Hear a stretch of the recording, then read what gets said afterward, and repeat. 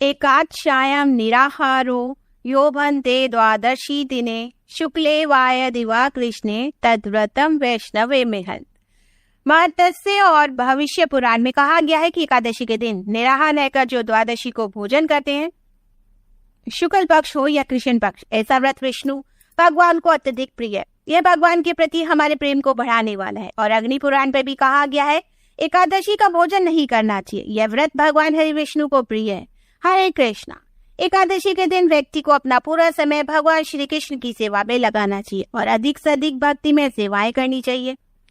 एकादशी का पालन जीत तत्व के लिए, क्योंकि यह भौतिक रोगों से ग्रस्त है। आदर्श एकादशी का अर्थ है कि एकादशी के दिन हमारी एकादश इंद्रियों को उनके विषय से हटाकर श्री कृष्ण भगवान की सेवा में लगाना, अर्थात एकादशी के दिन जल और किसी भी प्रकार का खाद्य पदार्थ ग्रहण नहीं करना और सारे दिन और रात श्री कृष्ण की सेवा में लगी रहना। जैसा कि माला जप की संख्या हमें बढ़ा देनी है, विग्रह की विशेष रूप से सेवा करनी है, एकादशी कथाओं का अधिक श्रवण करना, श्रीमद् भागवत का अध्ययन करना, भजन कीर्तन करना, हरि कथा श्रवण करना और वैष्णव की सेवा करना इत्यादि। इससे भगवान श्री कृष्ण अवश्य ही प्रसन्न होते हैं। जो एकादशी का पूर्ण निष्ठा और नियम पूर्वक पालन करते हैं उसे उनकी शुद्ध भक्ति प्रदान करते हैं। ऐसे ही पवित्र एकादशी तिथि है अश्विन मास के कृष्ण पक्ष में आने वाली इंदिरा एकादशी। पितृ पक्ष में आने वाली है एकादशी मनुष्य के सभी पापों को नष्ट कर देती है और उसे सर्वोच्च आध्यात्मिक फल प्रदान करती है। यह एकादशी पितृ पक्ष में आती है, इसलिए इस एकादशी का पालन करने वाले व्यक्ति को तो पुण्य फल की प्राप्ति होती ही है, किंतु जिस व्यक्ति के पूर्वजों का किसी कारणवश नरक लोक में पतन हुआ हो, वह अपने इस एकादशी का पुण्य फल अपने पितरों को मोक्ष की प्राप्ति दिलवा सकता है। लेकिन एकादशी तिथि के दिन किसी भी व्यक्ति की श्राद्ध क्रिया नहीं करनी चाहिए, क्योंकि एकादशी वदा नित्य श्राद्ध नैतम क्रम भवे उपवास सदा कुर्यात् द्वादश श्रद्धम आचरे कर। पुराण में कहा गया है एकादशी व्रत नित्य है और श्राद्ध एक नैमिया है।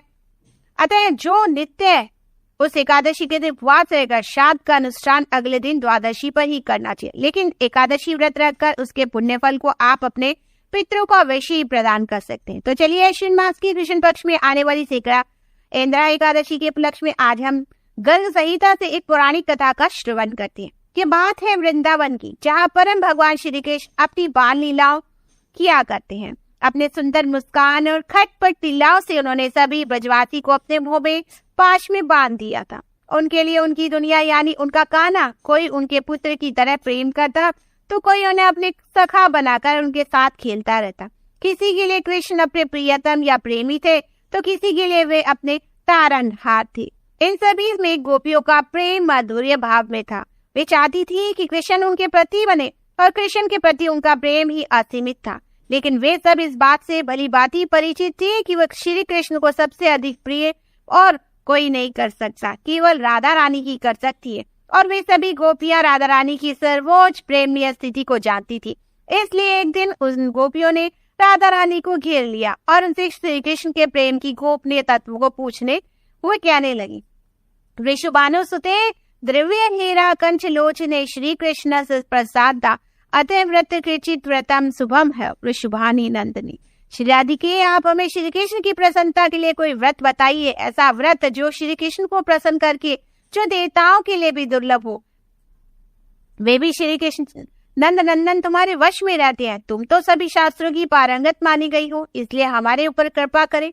हमें भी श्री कृष्ण भगवान को प्रसन्न करने की कोई विधि या फिर उपाय बताएं। यह सुनकर श्रीमती राधा रानी ने कहा, श्री कृष्ण सदा प्रसदा अथम कुरुत एकादशी व्रतम ते नवसो हरि साक्षात भविष्यति न संशय। अर्थात श्री कृष्ण की प्रसन्नता के लिए आप सभी मिलकर एकादशी व्रत का अनुष्ठान कीजिए, इससे साक्षात श्री कृष्ण तुम्हारे वश में हो जाएंगे और कोई संशय नहीं। यह बात सुनकर सभी गोपियों ने कहा, राधिके तुम तो सभी ज्ञान की निधि हो, इसलिए कृपया हमें ये बताओ कि क्या पूर्व काल में यह व्रत किसी और ने किया था, इससे उसे क्या फल मिला। तो इसका उत्तर देते हुए राधा रानी कहती है, गोपियों सबसे पहले देवताओं ने अपने छीन लिए गए राज्य को पुनः प्राप्त करने हेतु और दैत्यों को संहार करने हेतु इस व्रत का पालन किया गया। इसके बाद एक राजा वह शांत थे, किसी कारणवश उनके पूर्वज यमलोक में चले गए, इसलिए अपने पितरों का उद्धार करने के लिए इस राजा ने भी इसी एकादशी व्रत का पालन किया था और इसी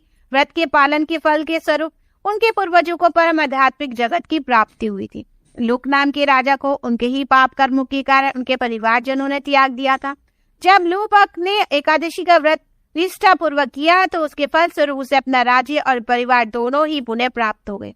भद्रावती नगरी में एक पुत्रहीन राजा ने इस व्रत का अनुष्ठान किया था और उसे पुत्र की प्राप्ति हुई थी।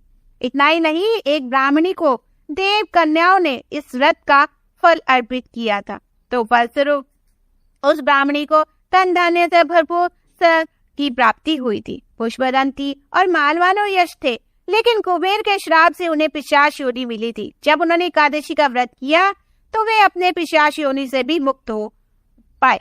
पूर्व काल में भगवान श्री रामचंद्र ने भी समुद्र पार कर सेतु बांधने से पूर्व और रावण का वध करने के लिए एकादशी व्रत का अनुष्ठान किया था। प्रलय के अंत में उत्पन्न हुए आंवले के व्रत से नीचे बैठकर सभी देवताओं ने एक समय जगत कल्याण हेतु एकादशी व्रत का पालन किया था।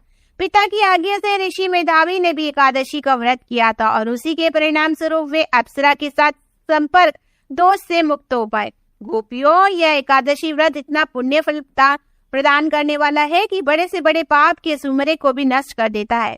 एक समय ललित नाम की गंधर्व को इंद्रदेव ने श्राप के कारण नरभक्षी राक्षस योनि प्राप्त हुई थी। जब उसने ऋषि के निर्देशन की एकादशी का व्रत किया तो उसे अपना गंधर्व शरीर पुण्य प्राप्त हुआ।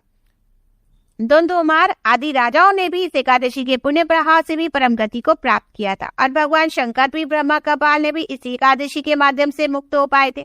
राजा अम्बरीश, राजा रुकमन, गदा, हरिश्चंद्र जैसे अनेक महान राजाओं ने एकादशी का व्रत करके भौतिक और आध्यात्मिक जगत में सर्वोच्च स्थान प्राप्त किया था। इसलिए हे गोपियों, एकादशी को संपूर्ण तिथियों की परमेश्वरी समझो। उसकी समानता करने वाली दूसरी कोई तिथि नहीं है और इस व्रत के दृढ़ पालन से आप सब भी हमारे प्रिय श्री कृष्ण को अवश्य प्रसन्न कर पाएंगे। इस प्रकार जब गोपियों ने राधा रानी के मुख से एकादशी तिथि की महिमा का श्रवण किया तो वे सब अत्यंत प्रसन्न हुए और उन्होंने भी पूर्ण श्रद्धा और दृढ़ता के साथ इस एकादशी व्रत का संकल्प लिया। इन सभी गोपियों द्वारा पूर्ण भक्ति भाव से किए गए इस एकादशी व्रत के अनुष्ठान के परिणाम स्वरूप भगवान श्री कृष्ण उन पर अत्यंत प्रसन्न हुए और उनकी हृदय की इच्छा को पूर्ण करते हुए उन्होंने माघ शीर्ष मास के पूर्णिमा के दिन इन सभी गोपियों के साथ रास नृत्य किया। तो इस प्रकार एकादशी तिथि अत्यंत पवित्र और सभी व्रतों में श्रेष्ठ है। यह इंदिरा एकादशी भी व्यक्ति को हर प्रकार के भौतिक सुख समृद्धि प्रदान करती है, लेकिन मृत्यु के बाद वह मनुष्य को परम आध्यात्मिक लोक प्राप्त करने का ही अवसर देती है।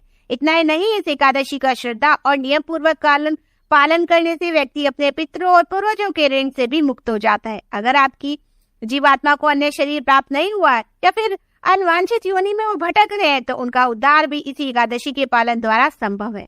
बस करना यही है। अगर आप अपने पितरों के लिए एकादशी व्रत रखते हैं तो एकादशी का संकल्प लेते समय भगवान के समक्ष हाथ में गंगा जल लेकर भगवान से अपने पितरों के लिए प्रार्थना कीजिए और एकादशी व्रत का सभी नियमों के साथ पालन करने का निश्चय कीजिए। अगले दिन जब एकादशी का पारण करें तो उसके सुयोग्य ब्राह्मण वैष्णव को भगवान के अर्पित भोजन प्रसाद रूप खिलाइए और अपनी क्षमता अनुसार उन्हें दान दक्षिणा दीजिए। उसके बाद अपने जो भी एकादशी व्रत किया उसका फल भगवान के समक्ष जाकर उन्हें अर्पित करते हुए अपने पितरों को उच्च गति की प्रार्थना कीजिए। फिर आप स्वयं एकादशी का व्रत पारण थी हमारी इंदिरा एकादशी की एक छोटी सी कथा। आशा करती हूँ, उम्मीद करती हूँ आप सभी को पसंद आई हुई। तो वीडियो को लाइक, सब्सक्राइब एंड शेयर करना ना भूलिएगा और प्रेम से बोलिएगा भगवान हरि विष्णु की जय, लक्ष्मी माता की जय, समस्त देवी देवताओं की जय। जय जय श्री राधे श्याम।